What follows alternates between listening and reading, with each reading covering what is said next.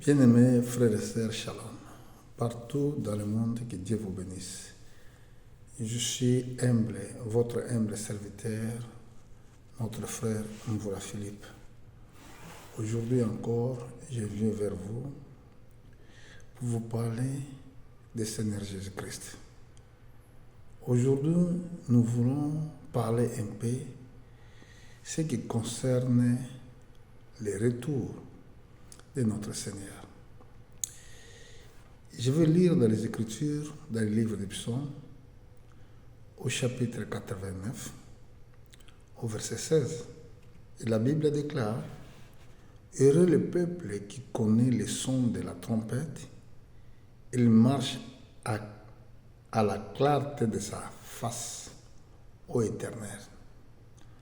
La Bible dit: Heureux le peuple qui connaît le son de la trompette. Il marche à la clarté de sa face, ô Éternel. C'est très important, frère.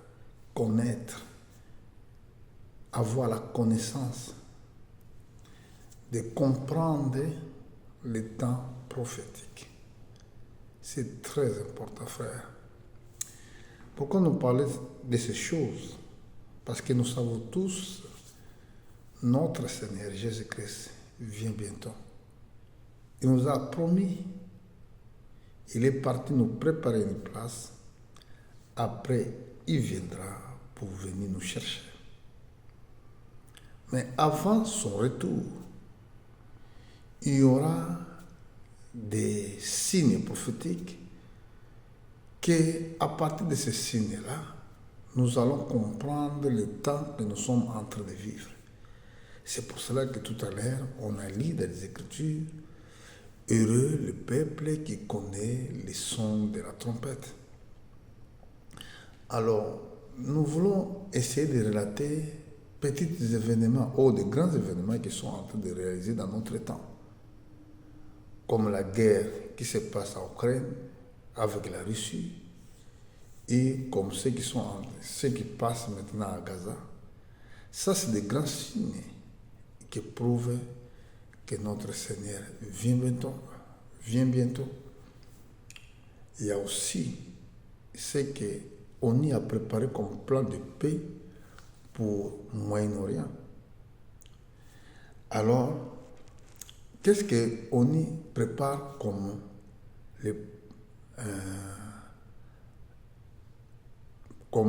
plan de paix pour le Moyen-Orient?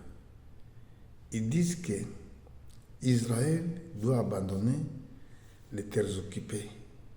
Ça, c'est la première chose. Ils ont cité Jordanie, ils ont cité encore Gaza, ils ont cité aussi Jérusalem-Est. Et à partir de là, que nous sommes en train de comprendre l'accomplissement de la parole prophétique.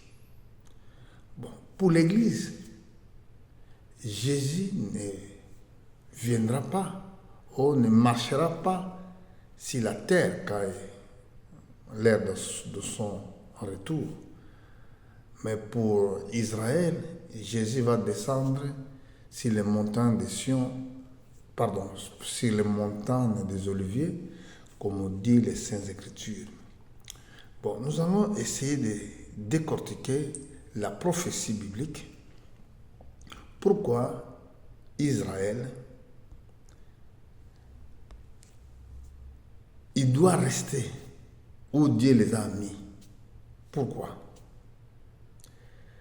Donc, si nous allons aller dans le livre de Genèse, au chapitre 15, je crois, au chapitre 15, oui, au verset 18, écoutez ce que la Bible dit. Je vais lire les Écritures. À ce jour-là, l'Éternel fit alliance avec Abraham. Il dit: Je donne ce pays à ta postérité, depuis le fleuve d'Égypte jusqu'à grand fleuve Euphrate. Donc là, le territoire que Dieu avait donné à Abraham, à sa postérité, depuis les fleuves d'Égypte jusqu'à grand fleuve Euphrate. Pourquoi Dieu a cité les fleuves? Église, vous devez avoir la connaissance de connaître la vérité. Et c'est pour cela, dans le livre des psaumes, au chapitre 89, au verset 16, la Bible dit que heureux le peuple qui connaît le son de la trompette. Si nous regardons dans le Genèse chapitre 2, au verset, je vais commencer au verset 10, écoutez la parole de Dieu. Une fleuve sorta d'Éden pour arroser les jardins, et de là se divisant en 4 bras.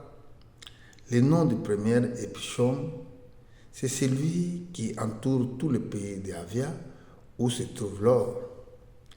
L'or de ce pays était pur. On trouve aussi le bélium et la pierre d'onyx. Le nom de second fleuve est Guion. C'est celui qui entoure tout le pays de Couche. Le nom du troisième est Elédek, celui qui coule à Orient de Syrie. Le quatrième fleuve, c'est l'Euphrate. Là, nous comprenons que quand Dieu avait fait cette alliance avec Abraham, il a montré à Abraham ce qui était Jardin d'Éden. Que Jésus-Christ doit mourir dans le même endroit où Adam il avait perdu la terre. Et c'est pour cela, frères et sœurs, quand on voit ce fleuve que Dieu avait montré à son prophète, ça voulait dire que c'est là Dieu avait dans sa pensée de restaurer le Jardin d'Éden. Mais quand on voit la négociation, quand on voit le plan de paix qu'on y fait, et tous les autres pays d'ailleurs, donc ça nous montre que ça, ce n'est pas Dieu. Et nous sommes dans le temps de confrontation. Écoutez ce qui va se passer selon le prophète. Je vais monter au livre de Joël. Le livre de Joël, au chapitre 3.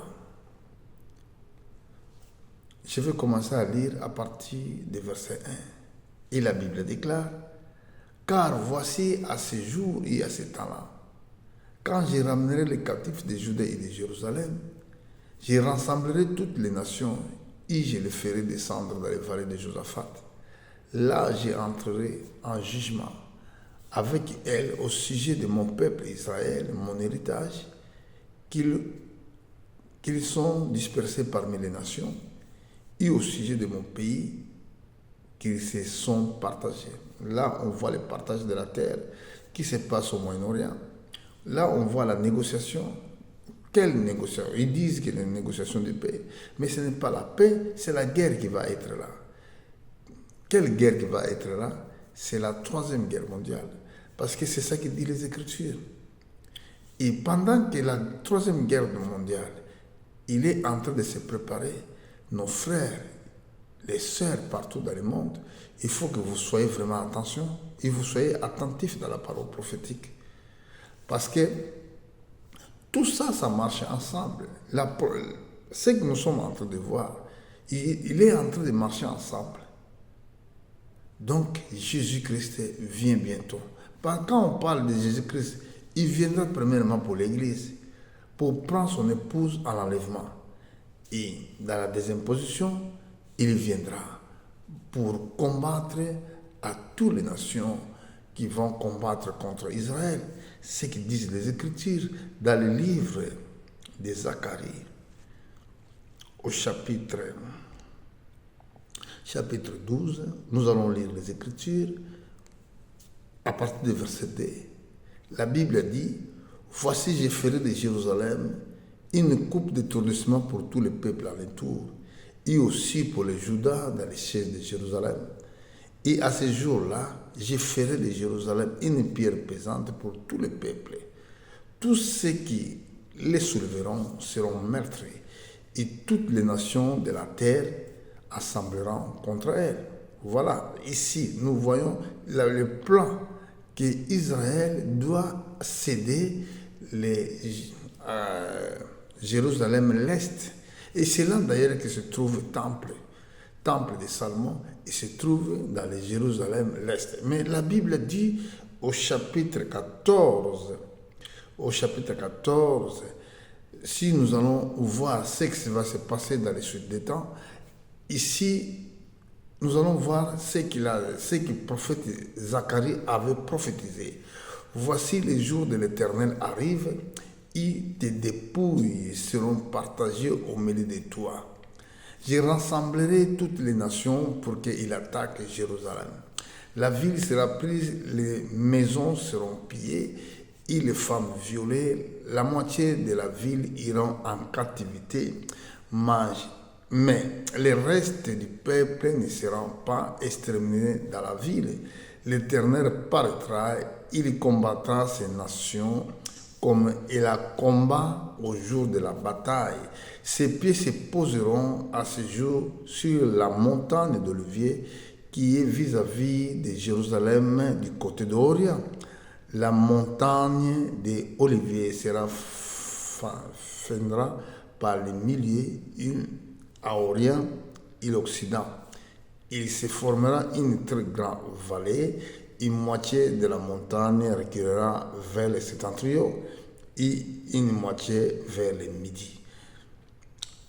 Vous fuirez alors dans les vallées de mes montagnes, car les vallées des montagnes s'étendront jusqu'à Hatzel. Vous fuirez comme vous avez fui devant le tremblement de la terre au temps de Osie, roi de Juda. Et l'Éternel, mon Dieu, viendra et tous ses saints avec lui. Donc là, on voit quand Jésus-Christ reviendra pour combattre les nations qui vont combattre contre Jérusalem. En tout cas, tous les peuples que vous êtes en train de voir, ils se réuniront à un moment pour attaquer Jérusalem. Mais on voit ce qui est en train de passer. Ces guerres-là que nous sommes en train de vivre avec les Palestiniens, avec Ebola, je ne sais pas si j'ai bien dit, du côté de la Liban, et il y a encore d'autres pays qui vont s'allier pour faire cette guerre. Et les nations puissantes, ils vont aussi entrer dans ce conflit. Mais ce conflit, quand vous mélangez avec ce qui est en train de passer en Ukraine, et tous ces avertissements politiques que Poutine est en train de faire, ça prouve réellement que le monde il est parti presque à la fin. Donc le monde ne sera plus le même que le monde que nous avons vécu dans les jours passés. Alors frères et sœurs, étant que votre frère, étant que chrétien, étant que quelqu'un qui a l'œil de comprendre les mystères du royaume, et je vous exhorte, ne prenez pas votre salut en joie. C'est le temps de se vaquer dans la prière, c'est le temps de chercher Dieu pendant qu'il est près de nous. C'est le temps d'abandonner tous les mauvais voies. Les hommes de Dieu qui ont abandonné le travail et retournent faire votre travail. Les croyants qui sont abandonnés l'œuvre de Dieu, retournez faire l'œuvre que Dieu vous a donnée, parce que le temps ne sera plus le même. Jésus-Christ vient bientôt. Heureux le peuple qui connaît les sons de la trompette. Que veut dire une trompette? Trompette, c'est une nouvelle. Heureux le peuple qui comprend les nouvelles. Heureux le peuple qui comprend la bonne nouvelle. Et l'apôtre Paul dit, si la trompette donne un son confus, comment les peuples ils vont se préparer dans les combats? Il faut que les trompettes soient claires afin que les peuples de Dieu comprennent. Ce n'est pas le temps de parler de mariage, ni de parler d'autres choses, ni de parler de la recherche du monde, ni de parler que je vais voyager. C'est le temps de se préparer parce que la vie est mieux que toutes ces choses que nous sommes en train de voir. Que Dieu vous bénisse, frères et sœurs. Je suis pasteur Mvula Philippe. Je reviendrai dans les prochains jours avec de nouvelles messages. Que Dieu vous bénisse. Merci beaucoup.